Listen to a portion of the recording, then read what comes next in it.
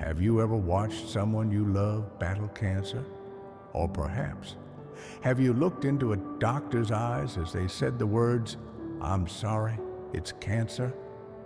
In the past few days, the world heard difficult news about President Joe Biden's health. Regardless of our politics, this moment brings us together in something profoundly human: pain, uncertainty, fear.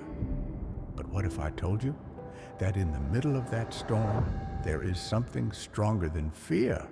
What if there's a hand that never lets go? This isn't about politics. It's about faith, hope, and how we find God when everything around us feels like it's falling apart. Stay with me, because this might be the message you or someone you love needed to hear today. Cancer is a word that shakes the soul. It comes with long nights, tear-stained pillows, questions that don't have answers. Have you ever asked, why God? Why now? Why them? Where are you? Let me be honest, it's okay to ask. Even Jesus on the cross cried out, my God, why have you forsaken me?" As believers, we are not immune to pain, but we are never abandoned in it. So, what does the Bible say about illness? What does faith look like when you're sitting in a hospital room watching the beeping monitor of someone you love? Let's walk through this together. First, God is near to the brokenhearted. Psalm 34:18 says it clearly. The Lord is close to the brokenhearted and saves those who are crushed in spirit. Does that verse comfort you? Or does it raise another question? Because sometimes in the middle of suffering, God feels silent. But maybe his silence isn't absence. Maybe it's intimacy. What if he's sitting beside you right now? What if those tears you cry in secret are counted by him? You are not alone. He sees, he knows, he cares. Second, God works even through suffering. Romans 8:28 reminds us. And we know that in all things God works for the good of those who love him. All things, even cancer? Yes, even that. Does that mean God causes cancer? Number, but he can redeem it. He can take the darkest valley and grow something eternal in it.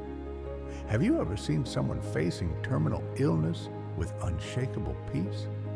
Have you ever witnessed faith that glows brighter in darkness? That's not by accident. That's the power of God shining through fragile vessels. Could your story, your pain, become someone else's strength? Third, God uses community to carry the burden. Galatians 6:2 says, "Carry each other's burdens, and in this way you will fulfill the law of Christ." Are you supporting someone with cancer right now? Let me speak directly to you. Your presence matters. Your prayers matter. That ride to the doctor, that midnight call, that whispered, "I'm here." It matters. And if you don't know what to say, it's okay. You don't need answers. You just need to show up. Jesus wept with those who grieved. We can do the same. Faith doesn't mean pretending. Faith isn't about smiling through pain or denying reality. It's about anchoring yourself to the rock that doesn't move. Are you struggling to believe right now? Good, because faith isn't the absence of doubt. It's choosing to trust even when you're trembling. Jesus said, if you have faith as small as a mustard seed, you can move mountains. So don't disqualify yourself just because you're scared. God honors even the smallest step toward him. Fifth, God is still a healer. Yes, we believe in medicine, in doctors, in science, but we also believe in miracles because our God is still in the business of healing. James 5:14 says, "Is anyone among you sick? Let them call the elders of the church to pray over them." Do you need healing today? Then ask. Pray boldly Believe fiercely, but also trust deeply, no matter the outcome, because healing doesn't always look like we expect. Sometimes it's physical, sometimes it's peace in the middle of pain. Sometimes it's the final healing that comes in heaven. But healing always comes, one way or another. So what can we do today? If you're facing illness or walking alongside someone who is, here are a few practical, faith-filled ways to hold on. Pray without ceasing. Even when it's messy, even when it's just tears. Open the Word. Let Scripture anchor your soul. Speak loud. Declare God's promises aloud. Worship, even in the storm, especially in the storm. Lean on others. You weren't made to carry this alone. Let me leave you with this. You are not forgotten. You are not forsaken. You are fiercely loved. The God who formed the stars holds you in His hand, and He will not let you go. So if today is heavy, if fear is louder than hope, if you feel like giving up, let this be your reminder.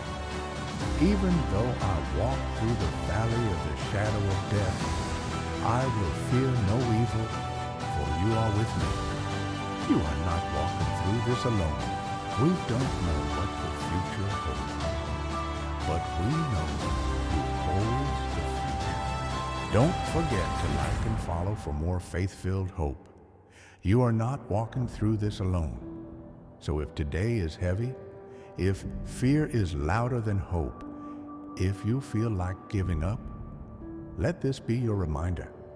Even though I walk through the valley of the shadow of death, I will fear no evil, for you are with me. We don't know what the future holds, but we know who holds the future.